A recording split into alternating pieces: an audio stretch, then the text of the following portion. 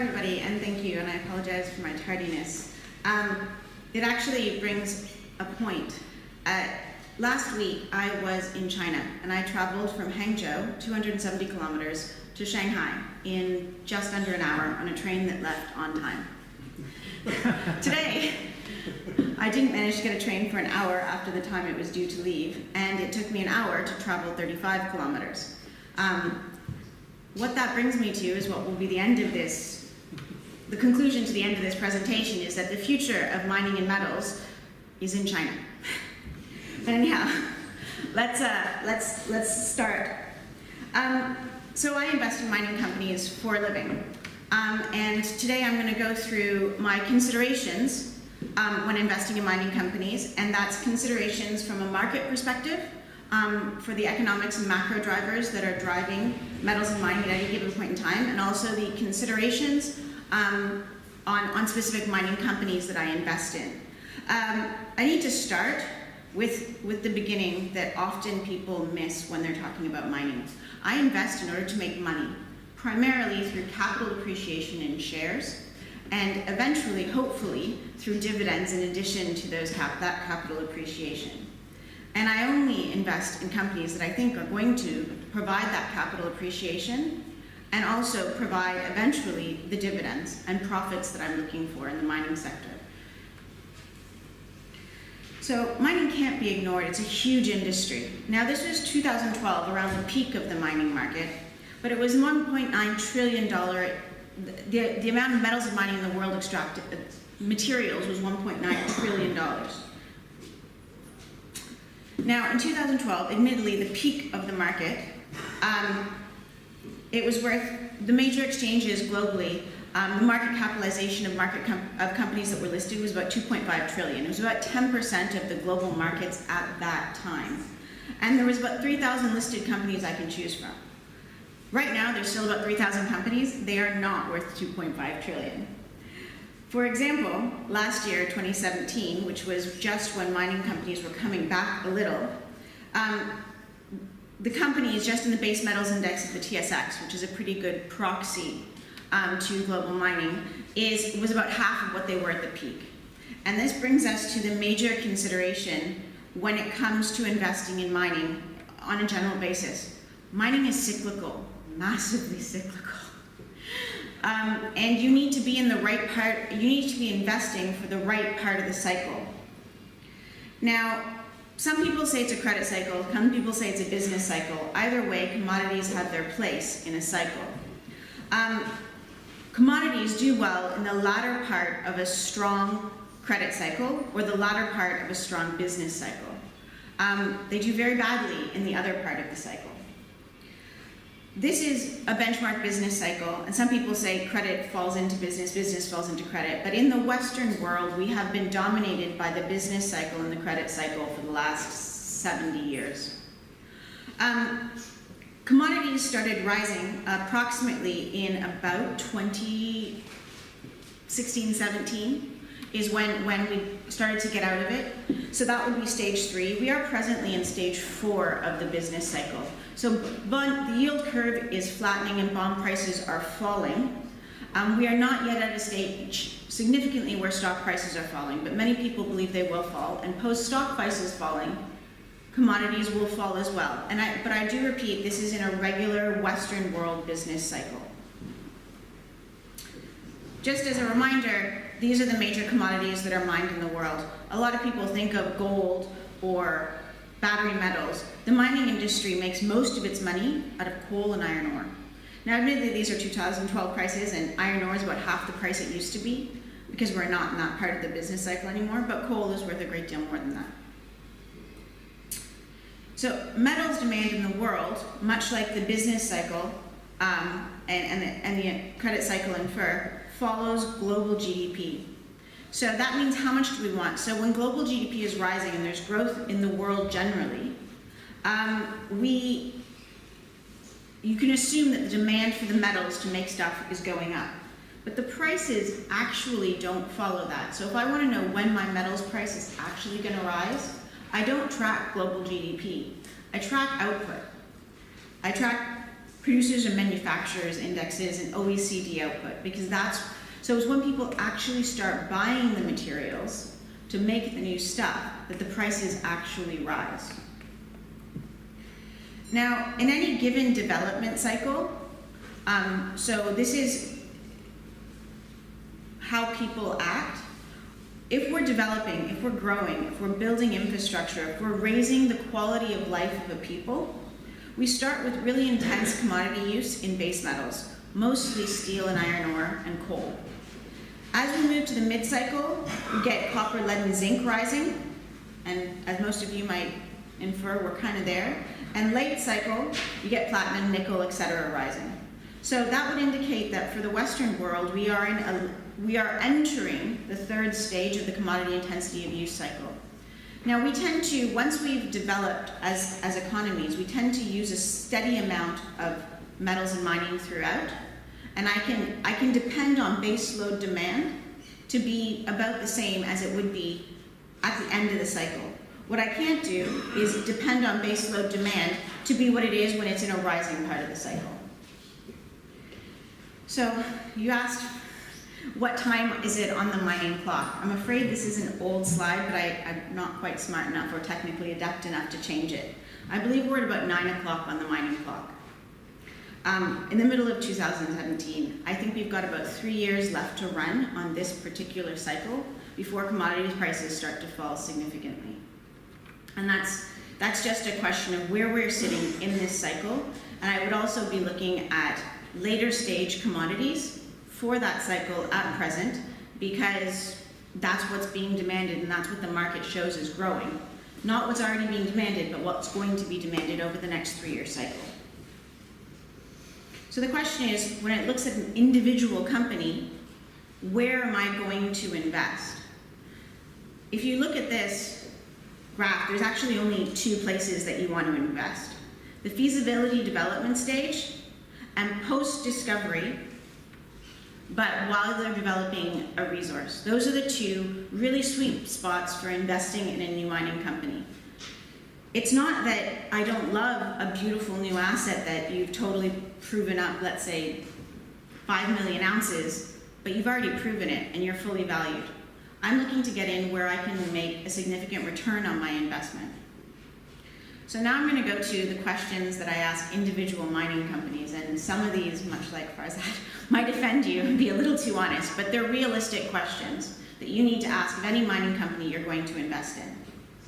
And that's because there's a huge amount of risk invested in mining. There's 3,000 companies out there, and I need to invest in the ones that are going to do well, not the ones who are going to do badly. And mining companies fail more often than they succeed. So, and not only do they fail, they take a really long time to get from finding something to actually producing it. On average, it takes 10 years and 10 capital raises for a mining company to get into production, and that's assuming that you're in the right part of the cycle. So if at the very beginning of the cycle I find my asset, or mining company finds its asset and I'm invested, it'll raise money, but it'll keep appreciating in value.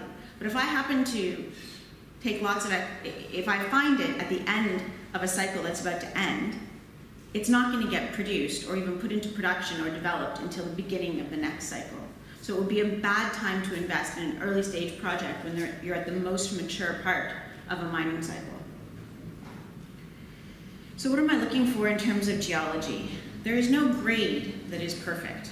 There is no size of project that is perfect.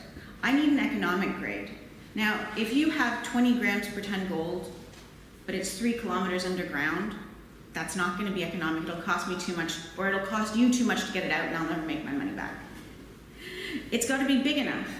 But you could have 2 grams per ton sitting on the surface, and it's refractory.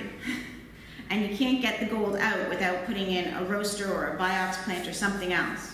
So it's got to be sufficient size, sufficient scale, and a grade that will offer a reasonable project, like profit margin, for me to eventually make money in a reasonable amount of time off the investment.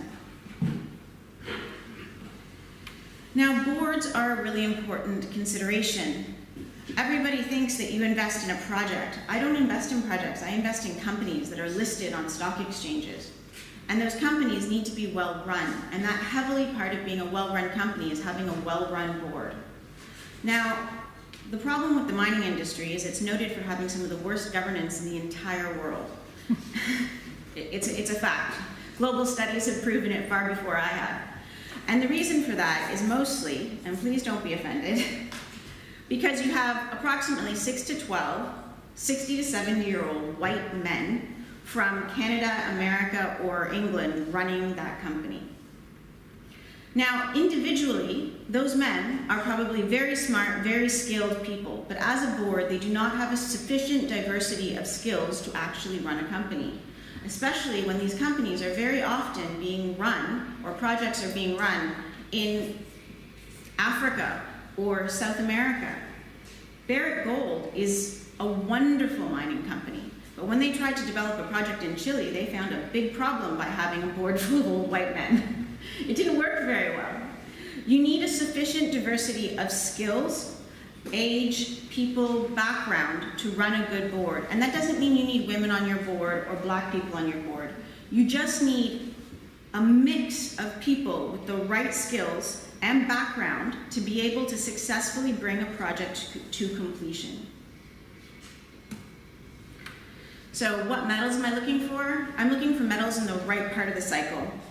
Metals that are demanded more than they're supplied, and that are sufficiently rare. Now, there are exceptions to this, as far as I mentioned earlier. There are always projects worth investing in. But if you're producing iron ore right now, and iron ore price is really low and it's not being well demanded, then I want you to be in the bottom quartile of the cost curve. Because if you're in the bottom quartile of the cost curve, I know you're going to make money no matter what. But if you're in the top third, or if you're above the halfway mark, then when the market changes, which it always does, your company is the company that's going to go out of business. And the guys in the bottom or the quarter. So if you're not in a sufficiently attractive metal, then I want the bottom quartile of the cost curve. And if you're in an attractive metal, a metal that I think has a good chance, then I want the bottom half of the cost curve. Jurisdiction is a big consideration, as was mentioned earlier. It takes about 10 years, occasionally 15 years to get a mining project into production. You need patience by the country in question. They need to say they're not going to take it away from you if you can't get it up and running in time because you're in the wrong part of the cycle. You need to be able to make money.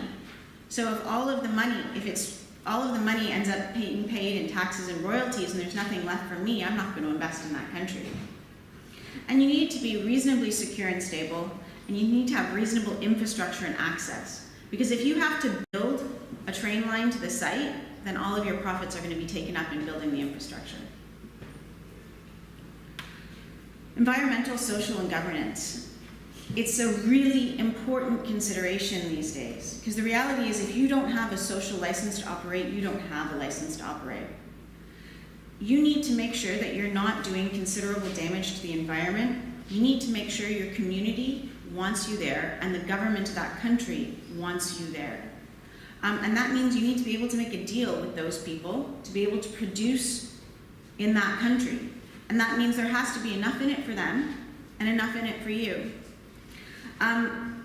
A social license to operate is what it's generally called, and if you don't have one, you're not going into production. You might get a short-term permit to put that mine into production, but I assure you, when you're building it, or later on when you first start producing, those rules will change unless you have a fair deal with the country in question. And also, there's the question of a team who's capable of getting that social license to operate. I don't know how many guys have come into my office and said, oh, it's a really poor country, they really need jobs, we'll get a permit like that. It's the first reason to not invest in a mining company.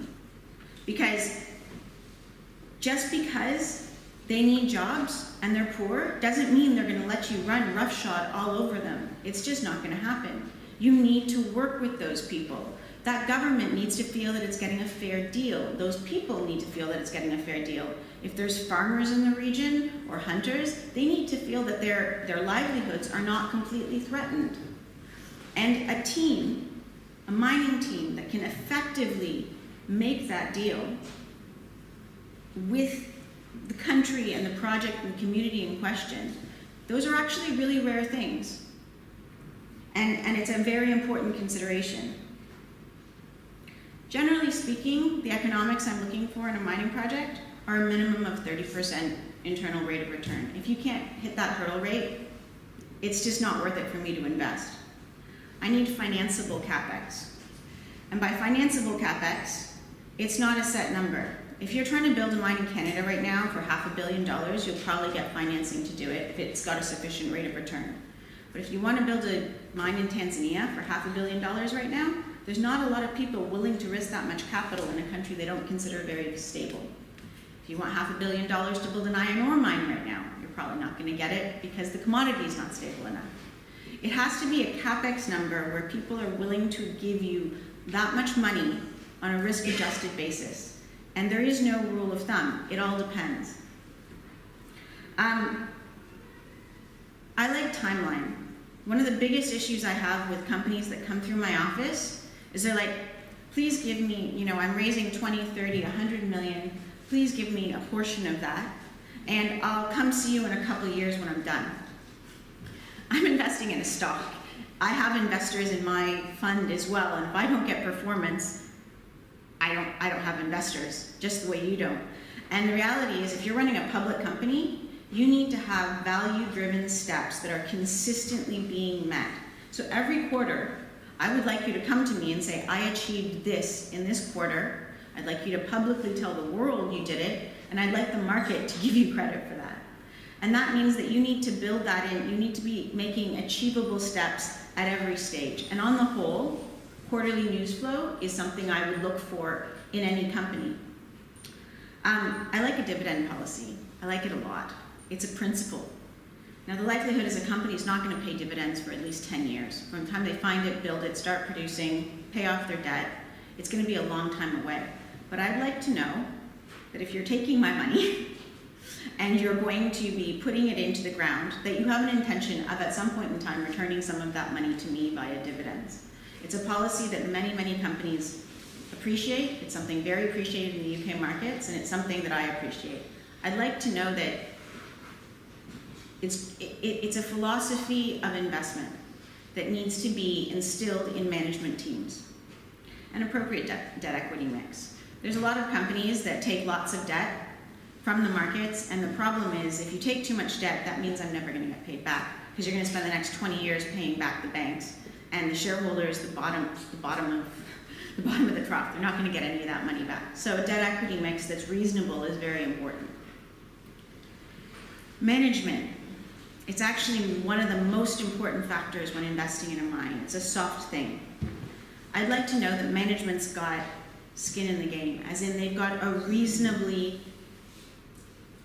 some of their money on the line that's the success of this project is based on. They're not just getting paid to do a job and they couldn't care less about the share price. They need to be invested in the shares of their company.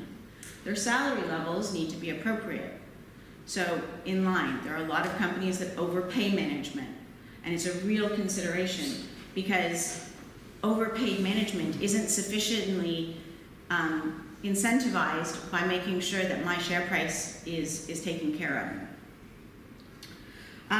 Successful experience. I can't tell you management teams of any company that comes in my office doesn't tell me they worked on 1 million successful mines in the past. Well, millions in exaggeration, but a lot of successful mines.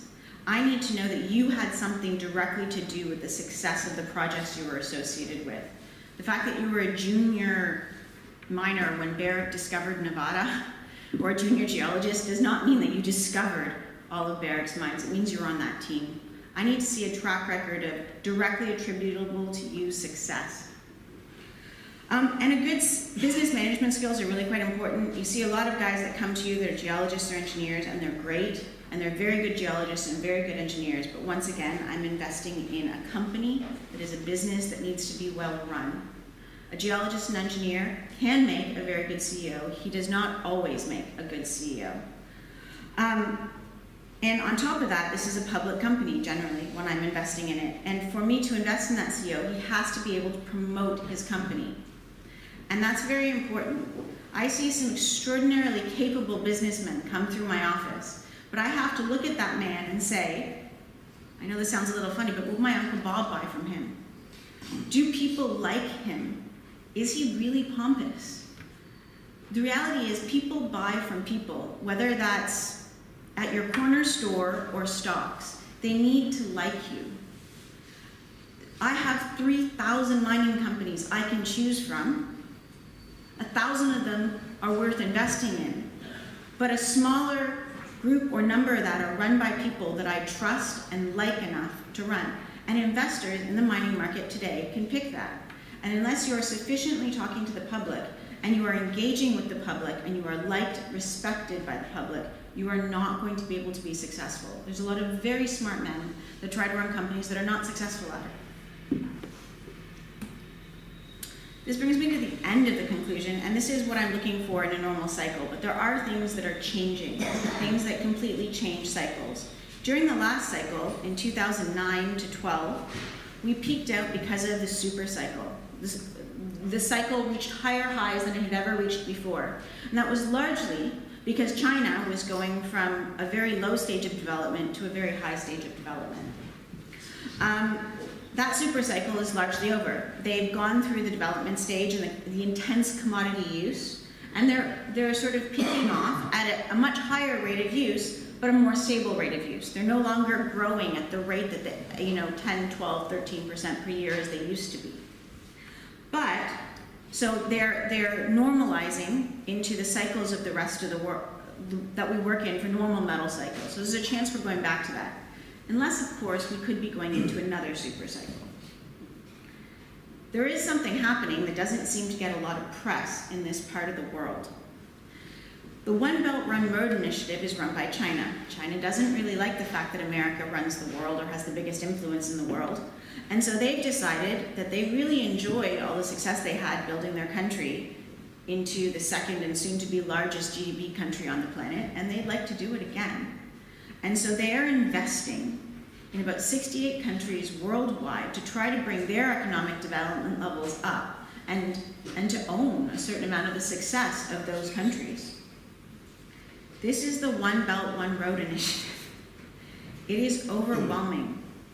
They are investing trillions of dollars and RMB and oil and everything else into building out the infrastructure networks. And by that, I mean rail, boats, ports, factories, buildings, the works, into investing all along this route, all the way to Europe. And that constitutes another super cycle. This began in 2013. This is where it was in 2015. These are the approved projects in 2015. And it is massively underway, according to the now longer president of China.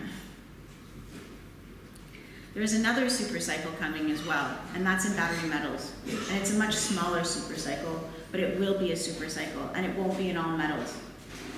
And it won't be evenly distributed. But nonetheless, there is going to be a significant increase in demand for battery metals going forward. And this is just based on the sort of globally accepted 30% of car sales by 2030. There's a number of people, myself included, who believe that those car sales are going to be much higher. As I said, I just got back from China. China is giving people $7,000 each as a tax incentive or as a cash incentive to buy electric vehicles today. That's way more than anyone else in the world. China's dirty, China's polluted. This isn't actually about global warming. This is about them cleaning up their act. They are going to be at much higher than 30% sales by 2030. I think they'll be at 30% sales in China by 2020.